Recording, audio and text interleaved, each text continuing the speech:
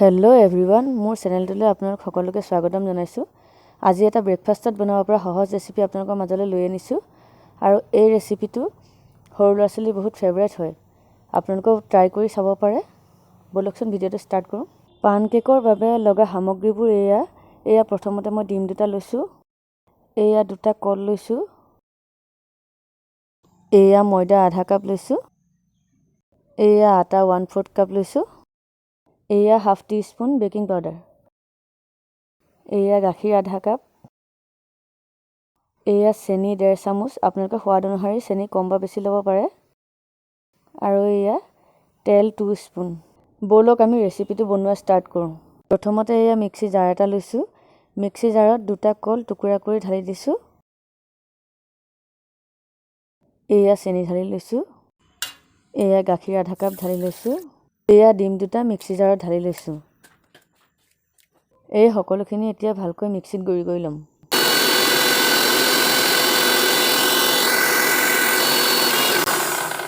এয়া মোৰ মিক্সাৰখিনি ৰেডি হৈ গ'ল।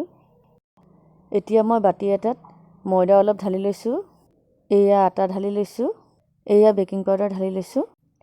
এতিয়া আটা ময়দা আৰু বেকিং পাউডাৰখিনি ভালকৈ মিক্স কৰি ল'ম। এতিয়া আটা ময়দাৰ লগত মিক্সিত গুড়ি কৰি লোৱা পেষ্টখিনি অলপ অলপকৈ মিক্স কৰি যাম।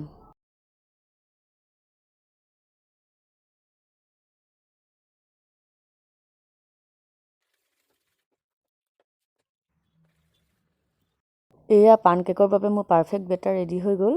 এতিয়া গেছত এখন ননষ্টিক পেন পাতি লৈছোঁ। এয়া ননষ্টিক পেনখন গৰম হৈছে। এতিয়া ব্ৰাছ এডালেৰে ননষ্টিক পেনখনত তেল অলপ ঘঁহি লৈছোঁ। এতিয়া ননষ্টিক পেনখনত মই মিক্স কৰি থোৱা বেটাৰখিনি অলপ অলপকৈ ঢালি যাম।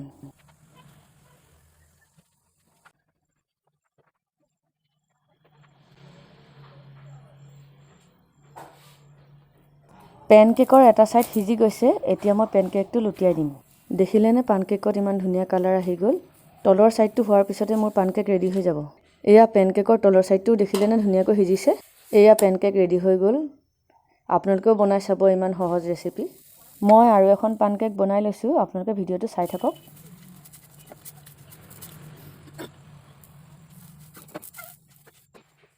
এয়া ৰেডি হৈ গ'ল মোৰ পেন কেক। পেন কেকখিনিত এচামুচ মৌজোল লৈ গাৰ্নিছ কৰি দিছোঁ। আপোনালোকে চকলেট চিৰাপো ইউজ কৰিব পাৰে।